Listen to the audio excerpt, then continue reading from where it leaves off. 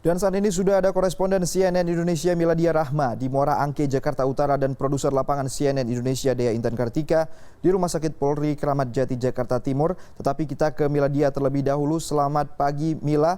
Mila, saya mendapat informasi bahwa pagi ini KNKT juga sudah bergabung di sana. Bagaimana hasil pencarian penumpang yang hilang sejauh ini? Ya, selamat pagi Rian. Betul sekali, beberapa saat yang lalu Kepala Basarnas Bambang Sulistyo juga telah meninjau ke dermaga Kali Adem, Muara Angke, Jakarta Utara, dan beberapa saat yang lalu juga sudah meninggalkan dermaga untuk memulai proses pencarian dan juga evakuasi 17 korban yang dinyatakan hilang dalam insiden terbakarnya kapal Zahro Express di perairan utara Jakarta ini pada hari Minggu kemarin. Ada beberapa poin yang kemudian tadi bisa saya sarikan terkait dengan statement yang sudah diberikan oleh Kabasarnas. Di antara yang pertama adalah fokus pencarian hari ini akan dilakukan di jarak 150 nautical mile dari tempat kejadian perkara atau tempat terbakarnya KM Zahro Express. Fokusnya intinya ada sekitar 84 nautical mile. Ada sekitar 60 personil gabungan yang juga diturunkan, baik dari Basarnas, kemudian PMI, dan dari kepolisian juga ada.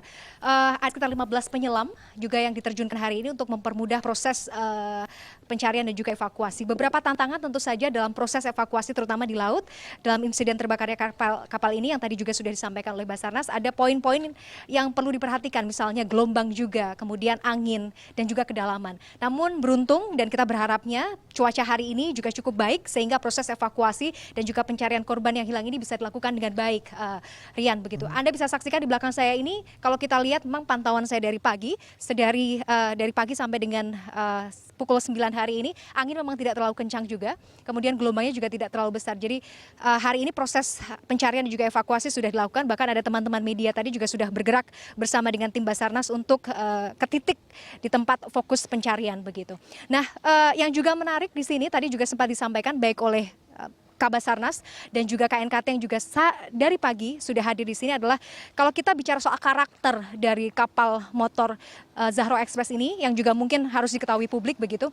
Kapal yang terbuat dari kayu yang kemudian dibungkus oleh fiber ini memiliki beberapa resiko sebenarnya. Yang pertama adalah mudah terbakar dan mudah pecah begitu. Ini yang kemudian tadi menjadi perhatian dari KNKT untuk melihat sebenarnya dan menyelidiki kira-kira apa yang menjadi penyebab dari terbakarnya kapal KM Zahro Express pada hari Minggu kemarin. Asumsi tentu saja muncul, Rian, seperti yang sudah disampaikan beberapa saat yang lalu.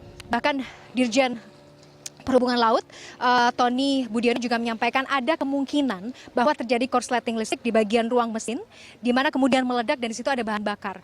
Namun ini tentu saja bukan menjadi sebuah final karena pihak KNKT juga masih terus menyelidiki penyebab dari terbakarnya kasus ini. Dan yang paling penting adalah hari ini juga KNKT ada sekitar 2-3 personil juga yang akan menuju ke Pulau Tidung, Rian, untuk kemudian menuju ke galangan kapal karena memang proses pembuatan kapal KM Zahro ini ada di Pulau Tidung begitu. Fokusnya tentu saja untuk melihat dan mencari tahu bagaimana konstruksi kapal, apa yang kemudian menjadi penyebab dan seperti apa kondisi di dalam kapal. Kalau kita bicara, tadi saya juga sempat melihat beberapa kapal juga yang setipe sebenarnya dengan kapal Zahro Express yang kemarin terbakar. Saya melihat memang kapal ini meskipun memang terlihat besar, dengan kapasitas penumpang yang tadi sudah dikonfirmasi oleh Kabasarnas ada sekitar 247 orang, dengan kapal seperti itu, dengan luasan, dengan kemudian kapasitas beratnya mencapai 106 gross ton, ini juga bisa dikatakan cukup berat begitu. Di sisi lain ketika terjadi kebakaran, ini juga penting harus diinvestigasi. Apakah SOP penyelamatan dari penumpang ini sudah dijalankan dengan baik?